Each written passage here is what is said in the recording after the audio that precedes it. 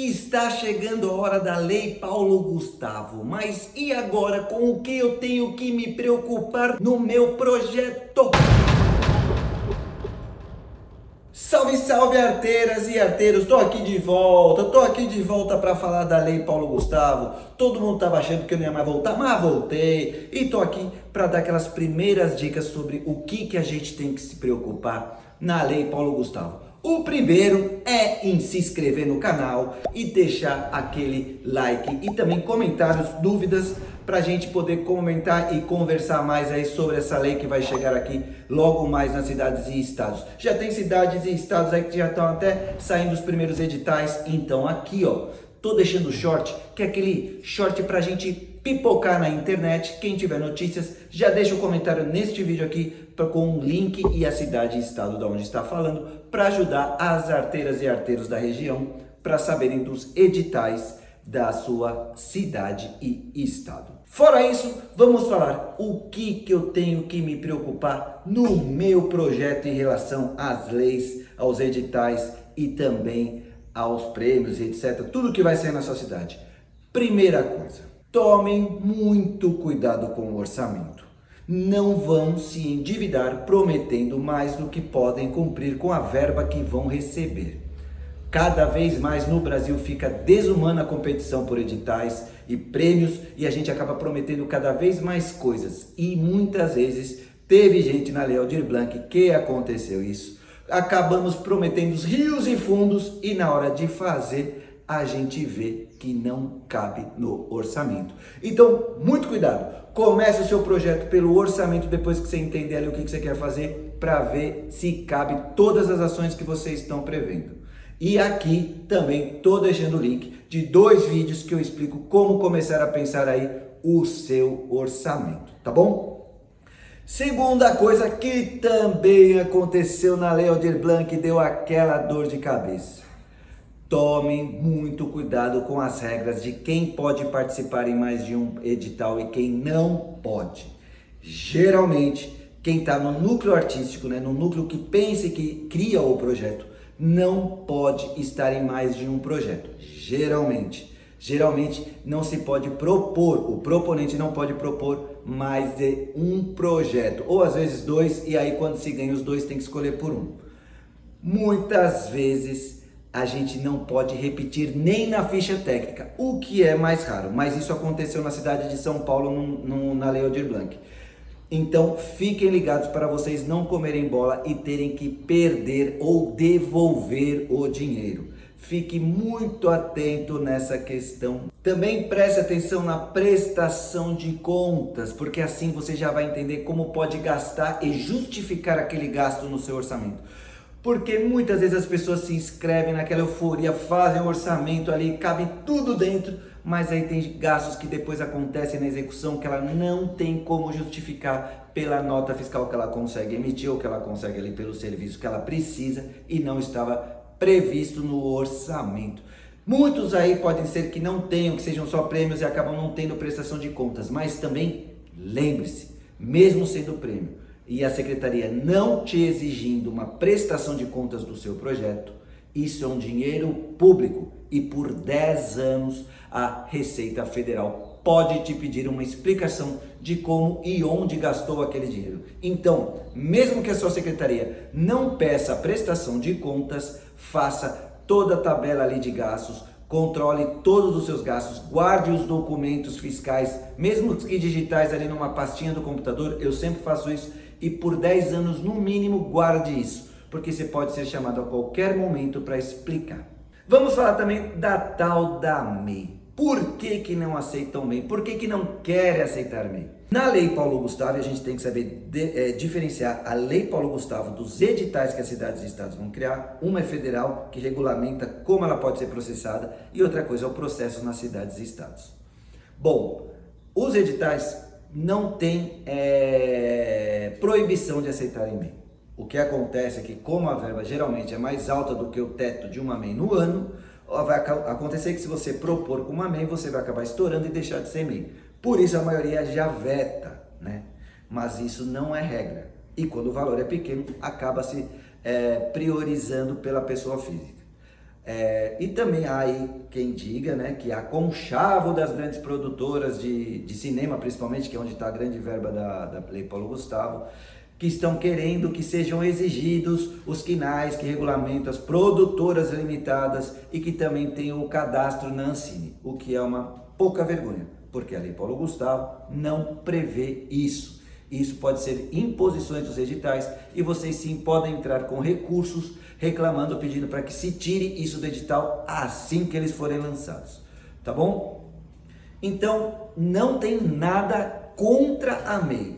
O que pode vir a ter são limitações e proibições nos editais e também prêmios, etc., que a sua cidade ou estado lance. E agora, o principal rebuliço no Brasil, que é a relação com os impostos. Impostos de renda no Brasil é assim: a Receita Federal não sabe o quanto você deve e ela te pergunta: quanto você acha que você me deve? Mas se você errar, você é multado. Porque teve gente que me chamou de louco quando eu fiz esse vídeo aqui, ó, a bomba da Lei Aldir Blanc. Porque para mim estava muito óbvio que, se tratando de uma verba e uma lei vindo da esquerda, num governo do Bolsonaro, a direita ia sim ficar ali de olho e dedar, como aconteceu, e muitas pessoas caíram na malha fina e estão com problemas na Receita Federal. Disseram que não tinha imposto, várias secretarias disseram que não ia ter imposto, que não precisava se preocupar, e muita gente não pagou. E agora só na cidade de São Paulo tem um grupo de WhatsApp de mais de 150 pessoas tentando se explicar para a secretaria, porque receberam 50, 100 mil, 150 mil, essas de 150 mil tem que pagar aí quase 50 mil de imposto, e não tem o dinheiro porque dividiu pelos CPFs do projeto, e agora estão tendo muitos problemas com a Receita Federal. Tudo que eu vou dizer agora é muito simples e muito complicado, é uma confusão muito confusa, porque não há legislação no Brasil que regulamente um edital de cultura. Então, você tem que ficar ligado e se precaver. O que eu estou falando agora é a minha opinião, é o que eu faço no meu projeto. Quem quiser seguir, segue. Quem não quiser ir para os outros lados também não segue, porque tem muita gente falando: ah, mas eu já fiz assim, eu já faço assim há 200 anos e nunca tive problema. Nunca teve problema porque nunca caiu na malha fina. Porque se um dia cair na malha fina, terá problema. Então, nesta live aqui, a gente fez uma consulta com uma advogada tributária que nos explicou como funciona mais ou menos a tributação por uma consulta à Receita Federal que ela fez. Então, vamos por partes. Primeira parte, proponentes pessoas físicas. Se você está recebendo o valor na sua pessoa física, fique ligado na tabela, e a primeira coisa que eu digo é: preveja um contador no seu orçamento e pague um contador, e já consulte-o agora para você receber esse dinheiro. Se forem verbas altas, como 50, 100 mil, 150 mil, no meu CPF, eu já vou prever o imposto de renda. Se foi retido na fonte, melhor ainda, porque isso aconteceu na Lei Aldir Blanc. Depois eu fiz ali a solicitação do meu informe de rendimentos para a secretaria, ela me mandou ali dizendo que tinha retido o meu imposto, e aí com isso eu declarei e tive a restituição. Essa é a parte boa. Depois de um ano, você consegue a sua restituição de imposto de renda. Então, é uma grana que vai demorar, mas vai vir do mesmo jeito. Então, eu não corro esse risco, porque se você cair na malha fina e já gastou, você vai ter muito problema para pagar. Então, já preveja e pague. Agora, de casos em que não aconteceram, que não retiveram na fonte, o que já é um erro, porque segundo a consulta que a doutora Mariana fez, já deveria ter sido retido. Como não retiveram, eu aconselho que todas as pessoas físicas paguem para ficar livre. Inclusive, vou deixar aqui o código na descrição de que a minha contadora colocou ali. Aí você pede para o contador emitir a sua DARF, ela emite sua DARF no valor ali que você calculou. Você tem que abater ali o valor que é isento da tributação, né?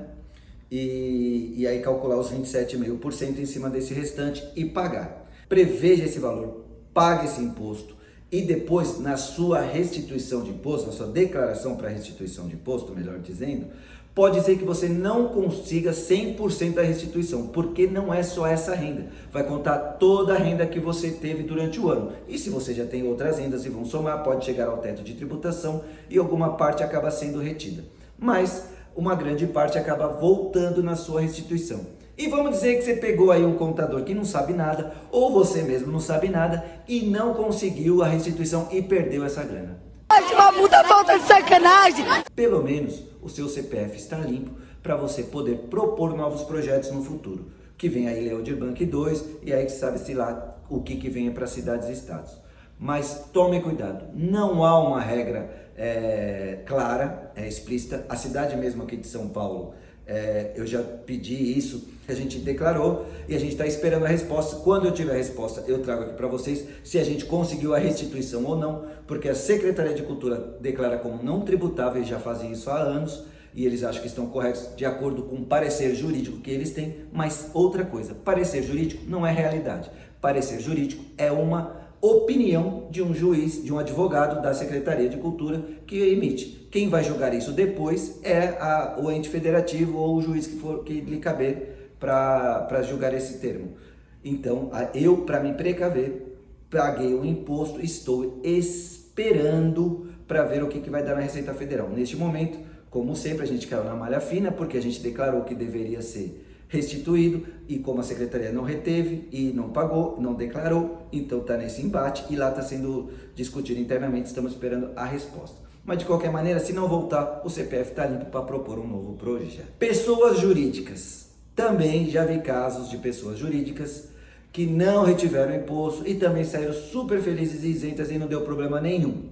Mas, dependendo do edital, pode sim ser tributável.